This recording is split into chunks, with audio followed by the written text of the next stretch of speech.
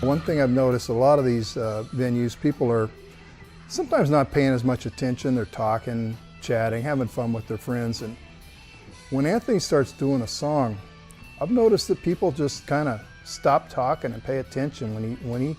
When he goes into a solo, it kind of just lifts the whole room and it soars. And you can tell he's just got that certain something that makes people pay attention. He's got that quality. I was born in Tri-City, Oceanside, grew up in Fallbrook, lived in Fallbrook my whole life. When I was about the age of 4 years old, my grandma brought me a real small little guitar from Mexico, and I used to always just throw it around the house and just play around with it, and just all the strings were breaking off and it was just all tore up. I just always showed a love for music. My parents told me that when I was little I used to get the pots and pans and mess around with those, and there's even some pictures of me, SpongeBob's in the background, and I'm got this little beat up guitar and I'm playing with it left-handed. Around the age of 8 is when I started really listening to music and paying attention and what's going on in the music.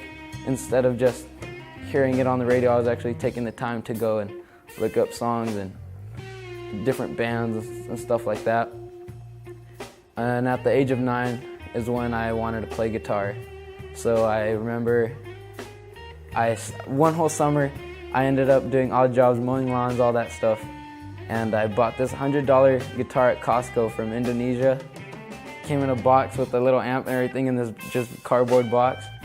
And I didn't even know how to play then, and I plugged it in and I don't even know what I did with it. I just did random stuff because I didn't even know a note or anything. And so then I started taking lessons from this famous musician named Larry Robinson in Temecula. So we called him one day, well actually my dad called him one day. It was at this music shop in Temecula, and this guy answers the phone, and because we were trying to look for where I can take lessons at close to home. So it turns out he did this group lesson in Fallbrook, so we decided to go check it out. I ended up taking lessons, and they taught you the basic chords and stuff like that. And one of the things I used to do is I'd give you 5 chords to go home and learn.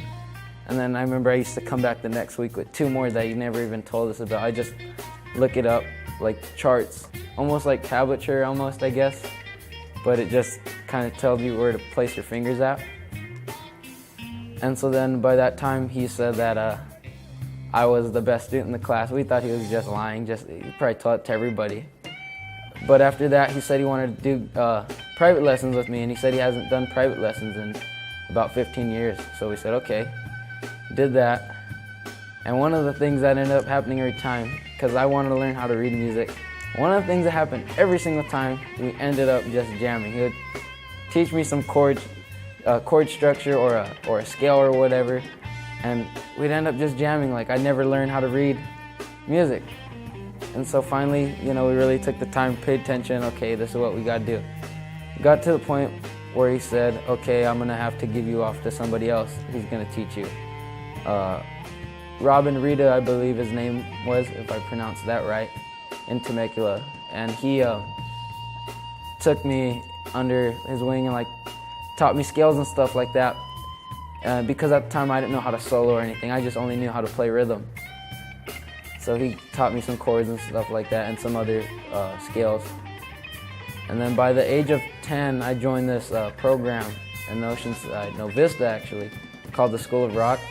They focus on a group or a genre of music for about 3 months. And they go book a gig and rehearse, and then they'll go play that show. So I did a few shows with them. That really helped me too with stage presence and learning how to play with other people. I ended up going to open mics and stuff like that just to get to play with people better than me and get my chops down really and just focus on what do I have to do to get better. And so Larry Robinson got killed, and he started this open mic 2 weeks before he got killed in Fallbrook at the Valley Fort.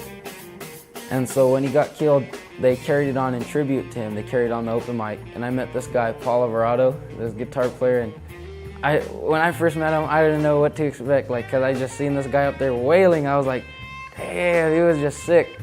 And I remember thinking, I'll probably never see this guy again. I wanted to just go meet him. I was like so shy to go meet him. Until that day, until that night, I didn't know really how to solo or anything. Right then, he just, whoa, I was in like this weird zone of just concentrating, going like, what the heck is going on? And so then I just ended up doing more open mics, and he took me under his wing, and he didn't really sit down and teach me. It was more like I played with him, I watched what he was doing, and that was that. I just watched what he was doing, and I try to kind of not copy, but just get inspired by what he was doing. I believe I was 14. I ended up putting this band together because I had this other band that went by the name of Lucid. This ties back into with Paul Alvarado. We used to have the first hour to open up for them at their 3-hour gigs, and we'd work for tips. And that was another good way for me to like be able to be a leader in a band and really like, okay, how to get things done. Then I ended up starting this other band, and we just needed a quick name, so we just called it the Far Vigilantes. We had a 3-hour gig at Paul Mesa Resort, Fallbrook. And after that, we did that one show. We ended up doing more shows because the rhythm section, they were really digging it. They really liked it a lot. Then also that led to more connections, bigger gigs, and also meeting really just monster player musicians and stuff like that. It wasn't until I heard him play with his own band, the Fallbrook Vigilantes, at Casa de Estrada in Fallbrook, and I was just blown away. His original music, his vocals, his connection with his bandmates, very different performance than from a jam, and I was a fan from that day on. Just gradually things just start popping up, things just start happening, and it's pretty cool because I really worked hard to get to where I'm at right now. Like just, you know, doing gigs, working with other people, just working hard. He really knows what he wants. You know, he's diversified. He listens to all kinds of music, and he's serious. I mean, he gets up in the morning, starts practicing. You know, he practices on the way to school. He practices on the way back from school. He practices, you know, after homework. He practices all the way till he goes to bed, wakes up, and starts over. He practices all the time, and you know, well, you know, what you see is what you get when you see an Anthony Cullins show. The whole working hard process, it's just, it never ends because really it ties into the whole learning process, and you just never stop learning. I've come to realize, and also talking with other musicians, is that you're never really satisfied with what you put out as product, whether it's a CD or your tone or whatever it is. You're never really truly satisfied. You're like, oh, that sounds, what is that? And everyone else is like, that sounds great. And you're just constantly working hard. It's like you're torturing yourself just to become better. As a photographer, I wanted to preserve this this time in his life because there's so much happening there.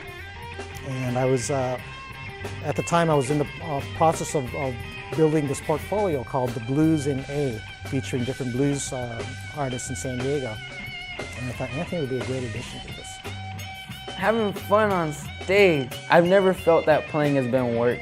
No matter how hard it's ever been, it's always been fun. I've never been nervous about anything.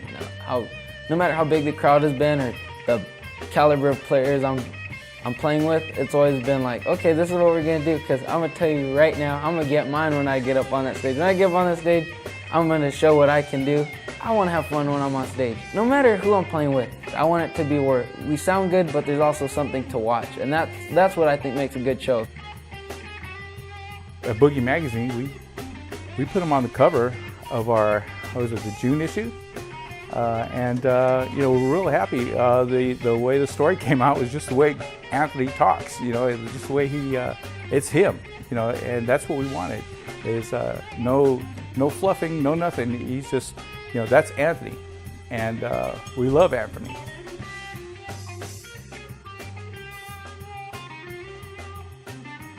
I always think of all the time as my roots of where I came from. Like, okay, I never forget where I came from, you know, whether it was Larry or even that small little guitar I got from Mexico from my grandma. You know, I always think about it because I'm like, you know what? If that never happened, I probably wouldn't be where I'm at right now. I probably would not be playing guitar at all, you know, who knows what I'd be doing.